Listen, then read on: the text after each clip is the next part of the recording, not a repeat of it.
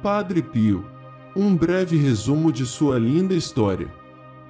Vou contar um pouco da história do Santo Padre Pio, mas para quem quiser ler o livro completo eu vou deixar o link para baixar gratuitamente na descrição do vídeo. Francisco Forgione nasceu no vilarejo de Petreutina, na província italiana de Benevento, a 25 de maio de 1887, e foi batizado logo no dia seguinte. Seus pais, Grazil e Maria, eram pessoas humildes, pobres e muito devotas. Tiveram 7 filhos que educaram na fé cristã. Francisco queria ser padre desde muito pequeno. Ele dizia querer viver para Deus, consagrar-se a Ele e fazer o bem às pessoas. A mãe deu o seguinte testemunho sobre sua infância: não cometeu nunca nenhuma falta, não tinha caprichos, sempre obedeceu a mim e ao seu pai. Toda manhã e tarde ele ia à igreja visitar Jesus e a Virgem Maria. Desde pequeno tinha grande devoção a Nossa Senhora e ao seu anjo da guarda. Não saía com os seus companheiros. Às vezes eu lhe dizia: vá lá fora brincar com os meninos. Mas ele me respondia: eu não quero porque eles blasfemam. Segundo escreveu o padre Lamis, da paróquia local, e que dirigiu espiritualmente o menino, desde os 5 anos de idade ele teve visões sobrenaturais. Ele achava aquilo normal, pensando que todo mundo também as tinha. Ele via aparições do anjo da guarda, de Maria, de Jesus e também de demônios. O tormento das aparições demoníacas era sempre confortado por aparições celestiais. Deus o conduzia por uma via extraordinária. Aos 15 anos, pouco antes de sua entrada no convento dos Capuchinhos, teve a visão de um homem esplendoroso que o convidava a lutar contra o que ele chamava de gigante tão alto que sua testa tocava as nuvens. O gigante era o demônio. O jovem Francisco juntou suas forças às do homem esplendoroso e lutaram contra o gigante. Depois o homem disse que essa batalha aconteceria durante toda a sua vida, mas que ele deveria lutar sem medo, pois seria sempre vencedor. Aos 16 anos pôde realizar seu sonho, consagrar-se inteiramente a Deus. Em 1903, entrou na Ordem dos Capuchinhos, tornando-se filho espiritual de São Francisco de Assis. Ele escolheu o nome religioso de Pio. Sua saúde, porém, era ruim. Várias vezes foi enviado para a casa dos pais para se recuperar de doenças. Assim que melhorava, retornava ao convento. Em 1907 fez os votos solenes, tornando-se um frei capuchinho. Em 1910 foi ordenado sacerdote na Catedral de Benevento. A sua missa durava em média 4 horas, e muitos diziam ter a impressão de que assistiam à Paixão de Cristo.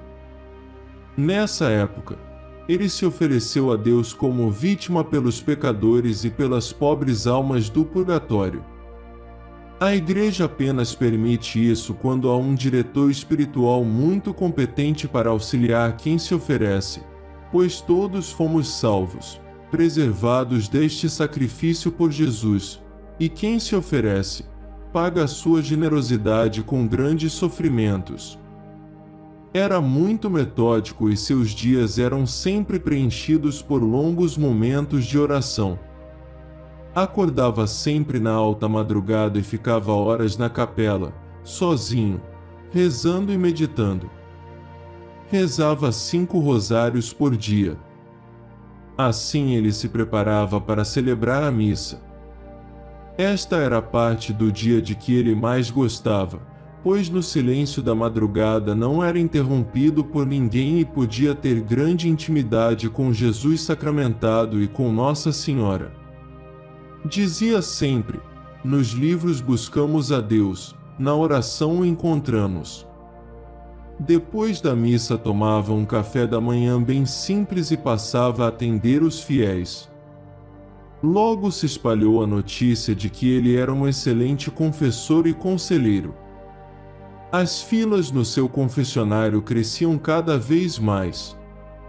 Chegava a passar até 14 horas por dia confessando e atendendo pessoas. Muita gente sem fé se convertia ao falar com ele. Dizia para muitos ao final da confissão: lembre-se, os seus pecados, por mais numerosos e graves, são limitados, a misericórdia de Deus é infinita. Em 1918, a Primeira Guerra Mundial e a gripe espanhola mataram quase todos os freis do convento, restaram apenas 3, entre eles Padre Pio. Um fato extraordinário ocorreu quando ele rezava na pequena igreja do convento, diante do crucifixo. Ele descreveu o ocorrido numa carta enviada a um padre amigo. Foi na manhã do dia 20 de setembro, no coro, depois da celebração da Santa Missa. Fui surpreendido por um descanso do espírito, parecia um doce sonho. Todos os meus sentidos, além das faculdades da alma, se encontraram numa quietude indescritível, senti uma grande paz. Tudo aconteceu num instante.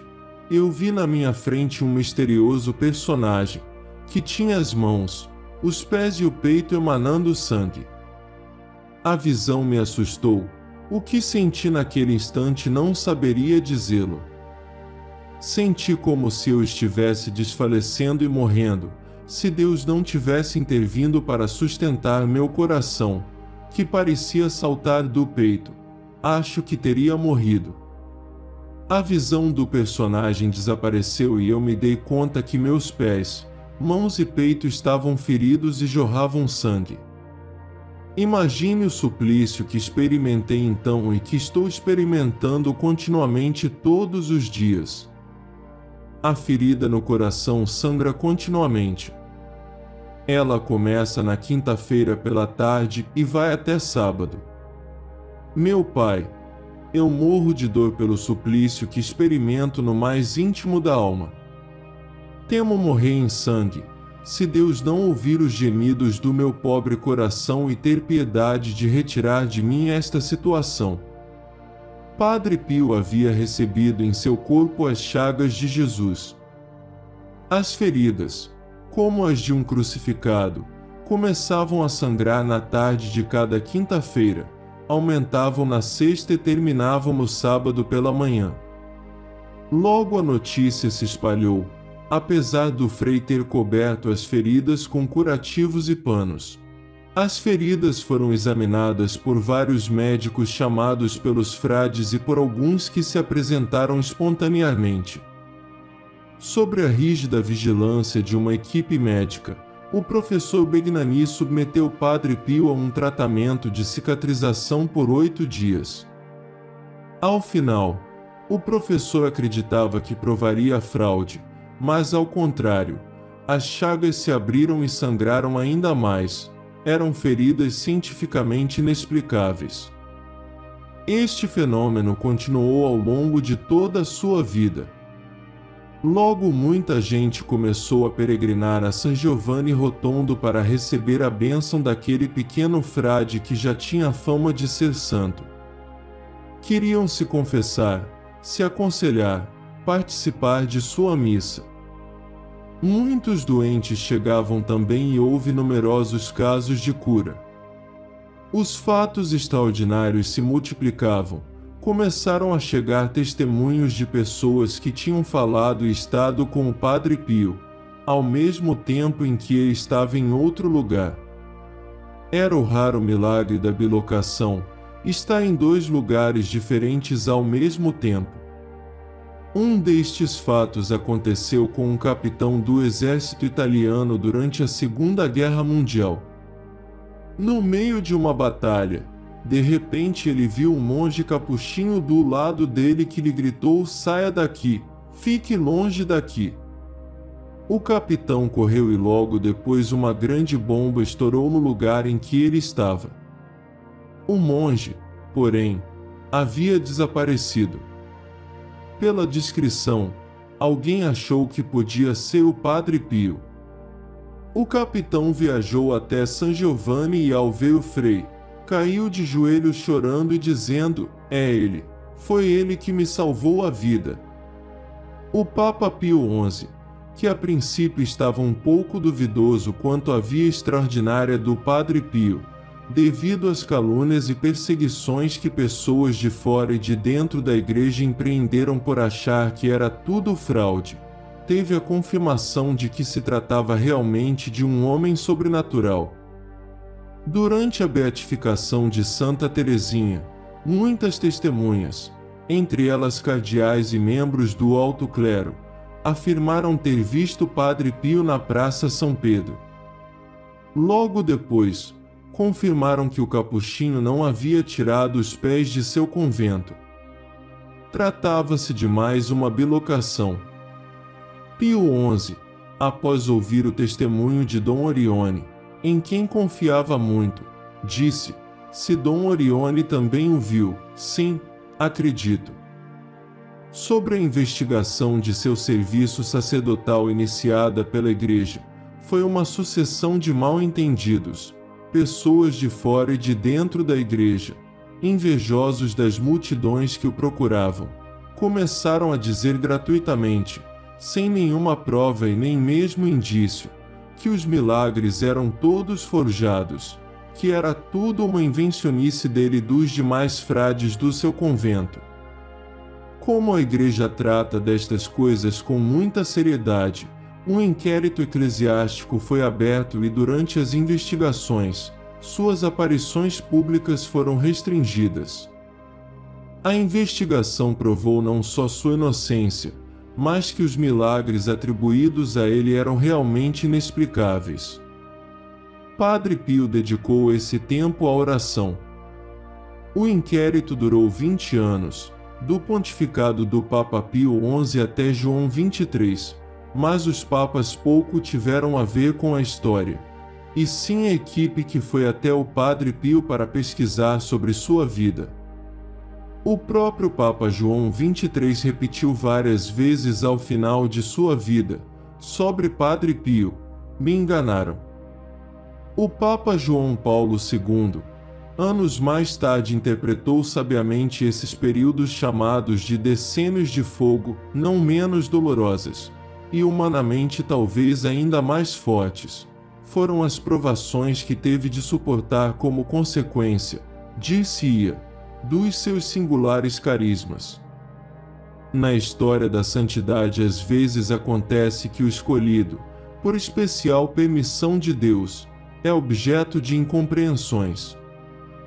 Quando isto se verifica, a obediência torna-se para ele crisol de purificação, vereda de progressiva assimilação a Cristo, refortalecimento da santidade autêntica. Há dois fatos tocantes que unem a vida do grande Papa João Paulo II a Padre Pio. Ainda quando estudante, em 1948, o jovem sacerdote polonês Karol Wojtyła foi ver e se confessar com o capuchinho de que o mundo inteiro falava. Ao terminar a confissão, Padre Pio simplesmente disse: "Será Papa, te vejo vestido de branco e vejo sobre ti violência e sangue." O futuro Papa sempre manteve isso em segredo. O fato se tornou conhecido apenas após sua eleição como Papa. Anos mais tarde, em 1962, quando o então bispo Wojtyła estava na Itália para participar do Concílio Vaticano II, ficou sabendo por carta que uma amiga de juventude, Wanda Poltowska, tinha um grave tumor e as esperanças eram nulas. Wojtyła escreveu imediatamente para Padre Pio pedindo suas orações. Neste tempo, devido à investigação sobre seus serviços sacerdotais, os membros do clero não podiam se comunicar com Padre Pio, mas Wojtyła fez a carta chegar através de Angelo Battisti, colaborador de Padre Pio. Battisti disse que ao entregar a carta a Padre Pio, ele comentou: Angiolino, a este não se pode dizer não. Battisti ficou curioso, mas estranhou, pois conhecia Wojtyła apenas como um jovem bispo polonês. 11 dias depois, o colaborador de Padre Pio levou mais uma carta do bispo Wojtyła para o capuchinho. Desta vez era para agradecer, pois sua amiga havia se curado repentinamente, momentos antes da cirurgia. Se na infância Padre Pio via os demônios em forma de criaturas horripilantes, foi pior depois de adulto. Este seu aspecto sobrenatural foi muito forte, a tal ponto que o famoso Padre Gabriele Amott, filho espiritual do Padre Pio e principal exorcista do Vaticano, conhecido mundialmente como o Grande Exorcista, relatou o seguinte episódio: desde quando sou exorcista, recorro sempre à ajuda do Padre Pio, que por toda a vida combateu contra o demônio e sempre venceu. E devo dizer que Padre Pio me ajuda muito. Durante os combates, eu não vi nenhum sinal sensível de sua presença. Mas muitas vezes é o demônio, através da pessoa possessa, que vê a presença do Padre Pio e grita: aquele frei, não. Não quero aquele frei. Mande aquele frei embora. Mas não apenas a via espiritual do Padre Pio era extraordinária, ele também foi o criador de grandes obras que existem até os dias atuais. Exemplo disso é a Casa Alívio do Sofrimento, um dos mais modernos hospitais do sul da Itália, que atende principalmente enfermos pobres. Ele não quis que o lugar fosse chamado de hospital, pois queria uma casa com atmosfera espiritual que curasse as feridas do corpo e principalmente da alma. Não quis que os leitos tivessem números, mas sim os nomes dos pacientes. Padre Pio passou 50 anos em San Giovanni, levando a mesma vida e fazendo bem aos que o procuravam.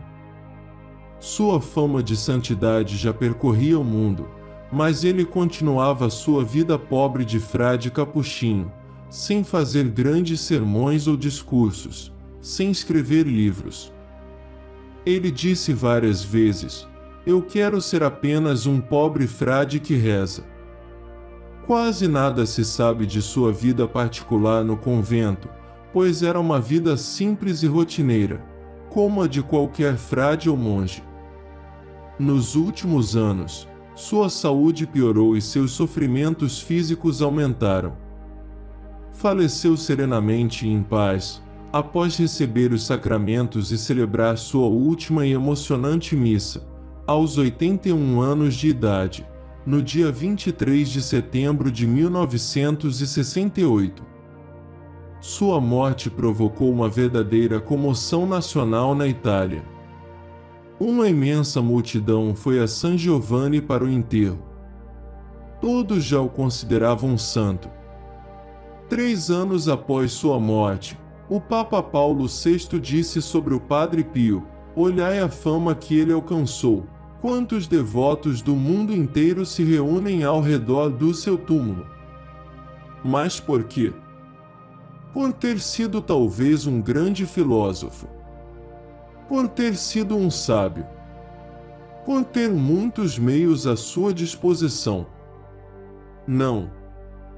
Isto se dá porque ele celebrava a missa humildemente, confessava da manhã à noite e era como dizê-lo. A imagem impressa dos estigmas de Nosso Senhor. Ele era um homem de oração e sofrimento. Depois de sua morte, as multidões não cessaram de acorrer a San Giovanni. Por isso, um grande santuário foi construído para acolher a massa de fiéis. O processo de beatificação foi aberto logo após a morte. A prática de todas as virtudes em grau heróico foi provada abundantemente.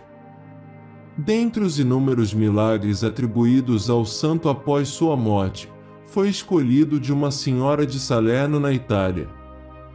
No dia 2 de maio de 1999, o Papa João Paulo II declarou-o beato.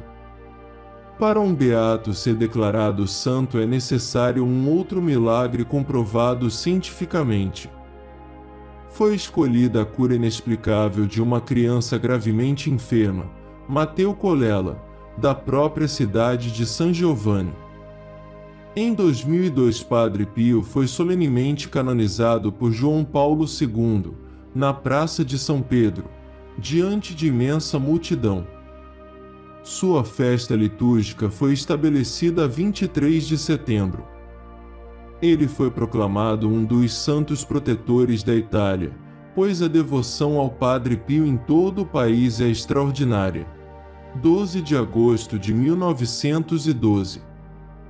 Estava na igreja para fazer o agradecimento pela missa quando, de repente, senti o coração ser ferido por um dardo de fogo, vivo e ardente, que pensei matar-me. Me faltam as palavras corretas para fazê-lo compreender a intensidade daquela chama. Estou bastante impotente para poder expressar-me. A alma, vítima desta consolação, ficou muda. Parecia que uma força invisível a submergisse toda naquele fogo.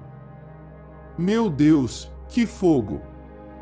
Em um segundo, minha alma havia sido separada do corpo. Andava com Jesus. Pouco se sabe de sua vida espiritual. Em sua humildade, não gostava de falar de si. Eis uma frase dele que resume toda a sua vida. O amor é a rainha das virtudes. Como as pérolas se ligam por um fio, assim as virtudes, pelo amor. As pérolas se soltam e fogem quando se rompe o fio. Assim também as virtudes se desfazem afastando-se o amor. É preciso amar, amar e nada mais. Muito obrigado por ouvirem. E por favor, se não se esqueça de se inscrever no canal e o link do site para baixar o livro segue na descrição. Ajudem a divulgar a nossa Santa Igreja. Deus abençoe todos vocês.